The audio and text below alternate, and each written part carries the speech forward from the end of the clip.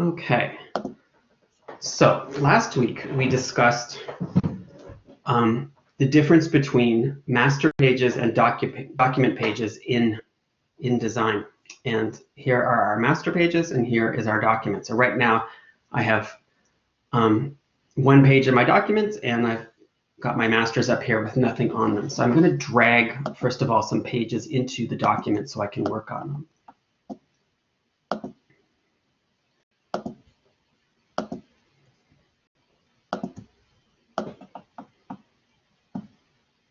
There we go. And you will see that on each page, as I drag it into the document, there is a little A on the upper left or upper right hand corner.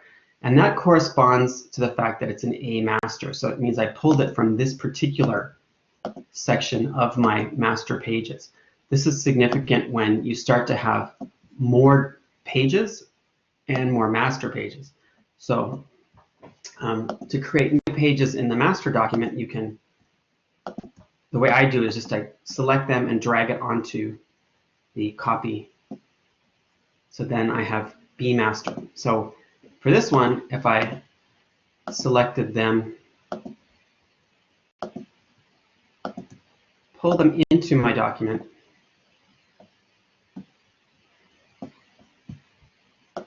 you can see that that one has a little B on it, which means I'm now pulling from that master page. So anything that I put on this master will show up in the document on the pages I've pulled from it. So if I put a piece of artwork here, it would show up on every single page that has an A master. If I did something on the B here, it would only show up on that one.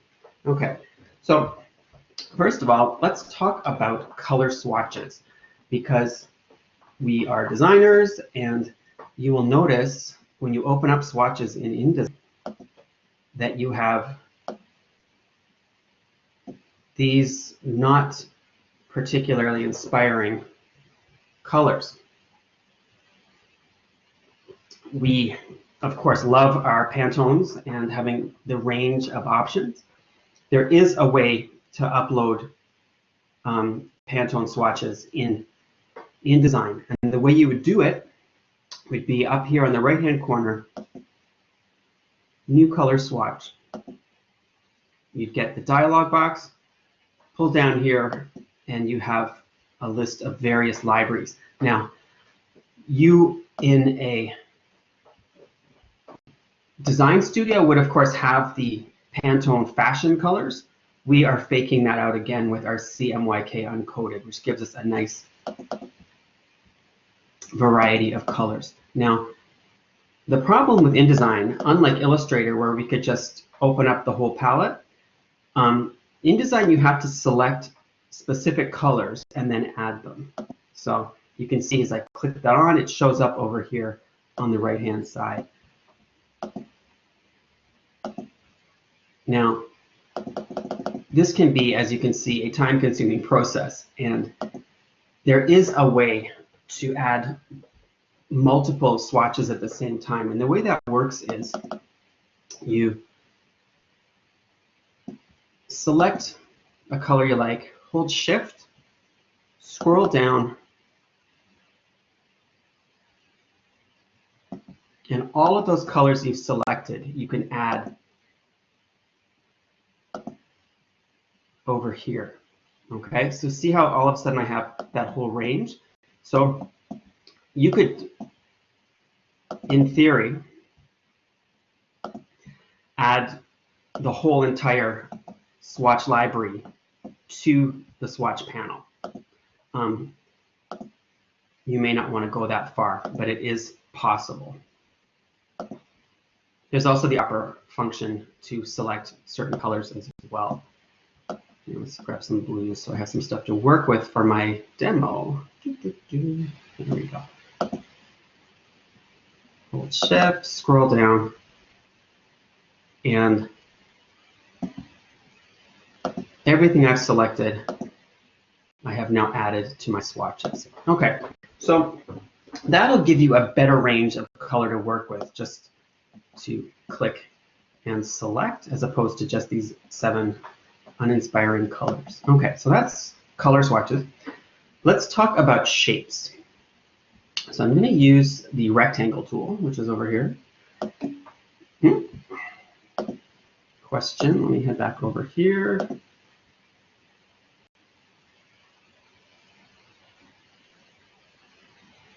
I'm not sure, Christian. You can eyedropper them. So if you put the PDF into the document, you can definitely eyedropper them. You can also place a Photoshop image into your document and eyedropper the colors from that as well. Okay.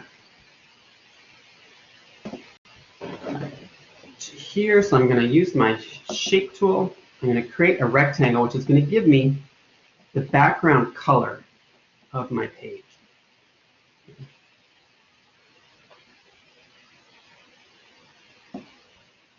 Okay, now you'll notice that while I am creating my shapes, they all have this blue series of guidelines on them and this pink rectangle. Those are all page demarcations. They're not things that actually get printed. If you want to see what the actual page looks like, you can go to Window or View, Screen Mode to Preview.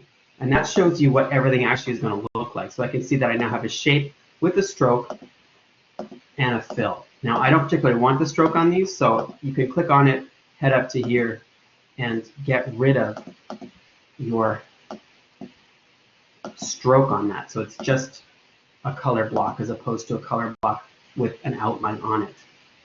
Same with this one. You get the little pull out here, and there you go. So,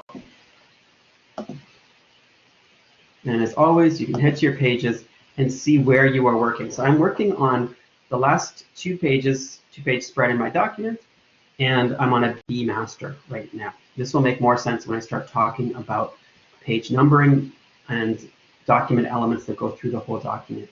Okay, so let's continue on shape. So I'm going to use my pen tool, and like Illustrator and Photoshop, you can do vector drawing, which is the point-to-point, and then shaping your curves exactly the same way to create your shapes. Just get a fill, not a stroke. I'm going to fill it. There you go. There we go. Okay. Now, let's talk about putting photos in InDesign. Okay, so the basic way is a file place. Select your photo image.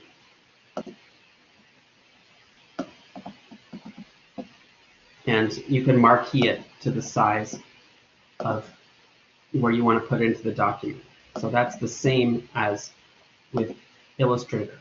Now, the other thing you can do with InDesign is you can also, if you select a shape, you can do File Place, and it will place the photo inside your shape. Okay? Now, in terms of moving these around, first of all, you can see I'm going to have to obviously edit that photo a bit so it works better in my shape, but there's 2 ways to move them around and edit them. One is to just black arrow select on it, right? That moves everything. What we want to do is use this little thing called, I call it the donut, and it's that little guy there. And what that does is it allows you to manipulate the photograph inside the shape. And so you can see I've got all this photo that doesn't actually fit my shape. So I can Oops. Grab a corner, hold Shift, make it smaller. Right. Oops, I did not want to make it upside down. Hold Shift. There we go. Size it down so it can fit. That's one way. The other thing you can do is there's an interesting function called fitting, and it's under Object. So you Object pull down menu, go to Fitting, and you can do Fit Frame Proportionately, Fit Content Proportionately. So fit frame to content, fit content to frame. Now, what these do is they allow you to resize the frame or the photo to fit better into each other. So if I fit frame to content, it's going to remake my frame so it perfectly surrounds my photo. Okay, that's a good one to use with things like this. And then again,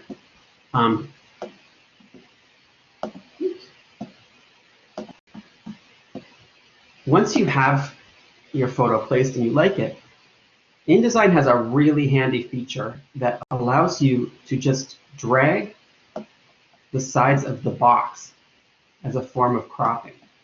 It doesn't actually cut off the picture. It just makes the bounding box smaller. So it's really handy for cropping images.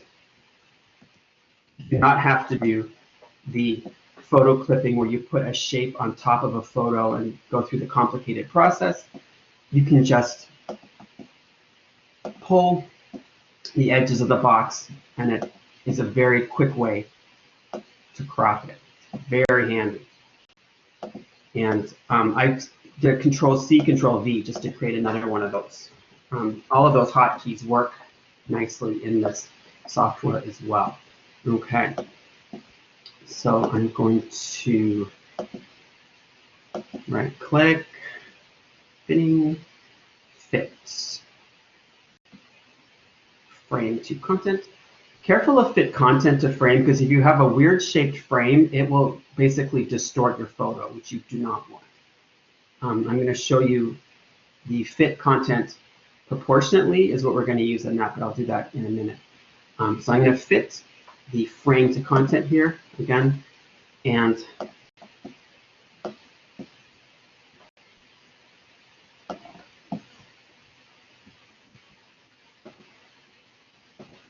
one other thing, when you are, so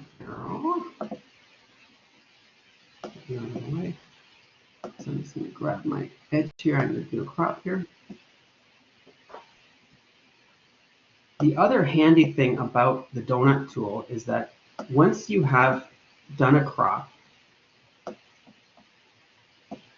clicking on the donut allows you to move the photo inside the actual frame. So the frame doesn't move, but you can manipulate the image inside, like that. Okay? So this also works really nicely with shapes like, out of the way. Oops.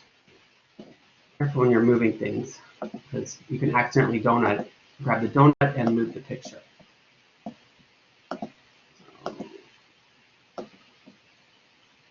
To move those just without changing anything, make sure that little guy in the middle is not engaged. Okay.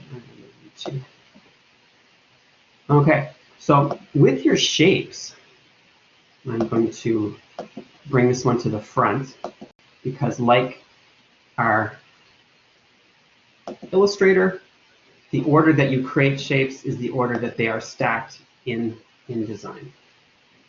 Control-0 always brings your page to fill the window. If you need to move around quickly in here, hold the space bar, which gives you the little hand tool, and it very quickly allows you to move that around. Okay, so placing photos inside shapes. Now this is really fun. So once you've got custom shapes, you can do File, Place,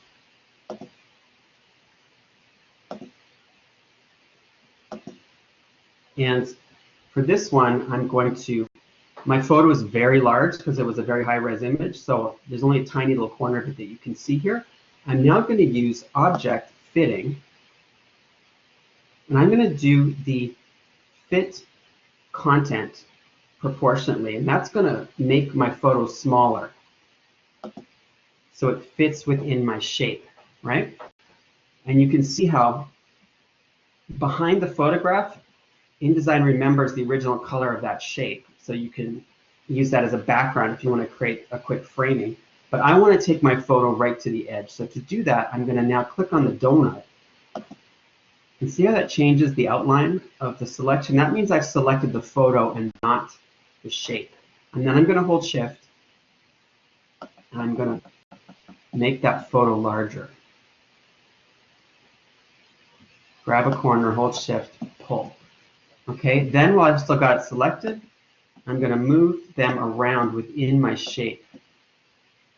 Pretty cool. So you can do a lot of interesting stuff with shapes that you have drawn and then putting photo images inside them. Once you have what you like, you can then move that around. Do not engage the donut, because every time you hit the donut, you're going to move the photo. You're not going to move the shape outline. Okay? So you can see here, it remembers the stroke. So if you do not want, I had that pale pink stroke on this. If I do not want that, I can always go up here and head up to the top and say none. And it will turn off the stroke. That's up to you if you want it outlined or not. I'm going to step back. I like my stroke on that. There we go. Okay, so Control C, Control V can give you two of the same shape. And you can do cool things like hover around. I'm at the upper right-hand corner there. You can do a rotate on your shapes and do fun stuff with that. Okay, so again, all of this was happening on a page inside my whole document. So if I were to copy these, Control C, Control V, so Control C, head up to the master page. See how that shows up in everything? That repeats whatever is on the master in your document. So there have been times when I have been working hard, working away in my document and thought I was working on a master page and vice versa. It's not the end of the world. You can always drag something you really like. Like if you have a basic template for a background of a page you like, you can drag the artwork into. I'm working on a tablet here, so it's come on.